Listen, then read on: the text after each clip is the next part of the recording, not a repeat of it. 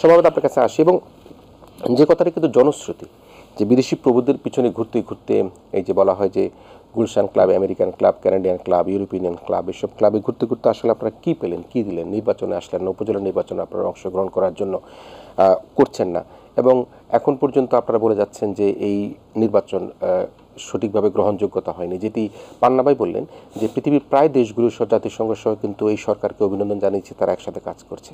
আপনার আসলে বিশ্লেষণ কি বর্তমানে বিএনপির রাজনৈতিক অবস্থা কি?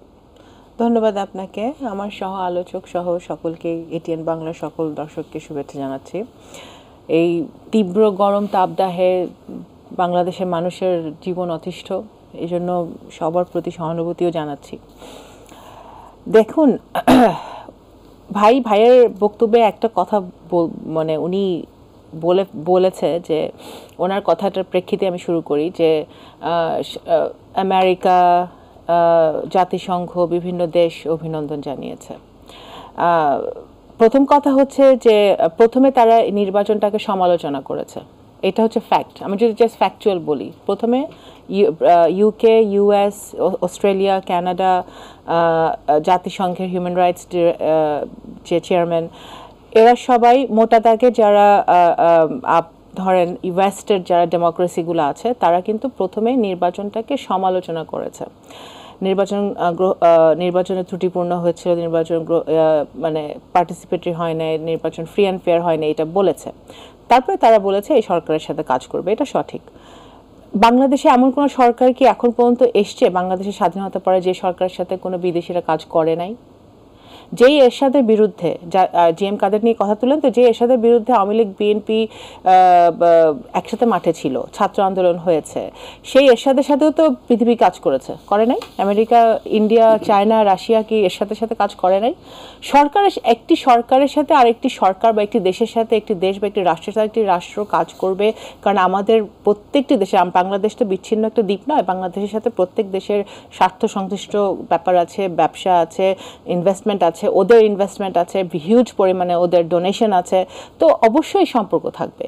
এখানে শেখ হাসিনার সরকার না হয়ে, আওয়ামী লীগ সরকার না হয়ে যদি অন্য যে কোনো সরকার যদি ক্ষমতায় থাকতো, সেই সরকারের সাথেও সারা পৃথিবী যোগাযোগ রাখতো এবং সেই সরকারের সাথেও ব্যবসা বাণিজ্য চলতো।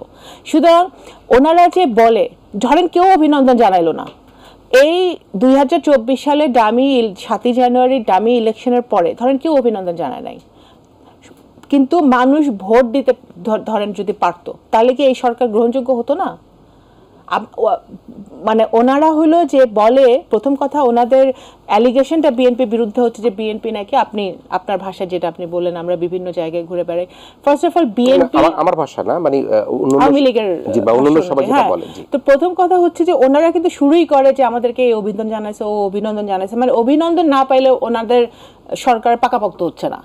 তার মানে বাংলাদেশের জনগণের হ্যাঁ না, ওনাদের কথা শুনে মনে হচ্ছে যে অভিনন্দন পেতে হবে না, কারণ পাকাপোক্ত একটি সরকারের ব্যাকবোন তখনই থাকে, পায়ের নিচে মাটি তখনই শক্ত থাকে যখন সে জনগণের ভোটে নির্বাচিত হয়। জনগণের ভোটে তারা 2018 সালেও হয় নাই, 2014 সালেও হয় নাই, মানে কখনোই হয় নাই। তো এখন 17 বছর তারা বিনা ভোটে মানে বিনা ভোটের একটি সরকার জোর করে তারা বসে আছে। এখন প্রথম কথা, বিএনপি বহুবার রাষ্ট্রের দায়িত্ব পালন করেছে। বিএনপি জাতীয় পার্টি তথাকথিত গৃহপালিত একটি, এই যে চাপ বললেন না, কারণ চাপটা কোথা থেকে আসতেছে জি এম কাদের সাহেবের এটা পরিষ্কার করতে হবে। যদি আমরা এই চাপের কথা আপনার মনে করিয়ে দিল আমার 2014 সালে নির্বাচনের আগে এরশাদ সাহেব যে সিএমএইচে ভর্তি করা হলো, এরশাদ সাহেবকে রাতের অন্ধকারে, এবং তার পরের দিন ওনার ওয়াইফকে নিয়ে এসে, রওশন এরশাদকে নিয়ে এসে বিরোধী দলের নেত্রী বানানো হলো, ওইটাও কি চাপ ছিল? ওইটা কি ধরনের চাপ ছিল? এরশাদ সাহেব তো বলেই দিল যে সে তো লাস্ট পর্যন্ত আমরা যদি আমাদের মেমোরি যদি ঠিক থাকে, উনি কিন্তু ওনার নমিনেশনটা সাবমিট করেছিল না 2014 সালের নির্বাচনের আগে। তো সুতরাং এরশাদ সাহেবও কিন্তু দোটানায় ছিল তখন। হ্যাঁ, কিন্তু এই চাপটা কেন তারা এই নির্বাচনে কি হলো? আমরা দেখলাম যে বিএনপিকে ভাঙার বহু চেষ্টা, এই আওয়ামী লীগ 2008 সাল থেকে 2024 সাল পর্যন্ত বিএনপিটা ভাঙতেছে, আর ভাঙতে পারে নাই। 2-4 জন নেতা, এত বড় দল, শাহজাহান ওমর, তৈমুর সাহেব, খন্দকার, এই ধরনের 2-4 জন লোক যেতেই পারে। বিএনপির মতো এত বড় দল বা ফর দ্যাট ম্যাটার আওয়ামী লীগের মতো দলেও যদি থেকেও যদি এরকম 10-12 জন চলে যায়, আওয়ামী লীগের যায় আসবে না।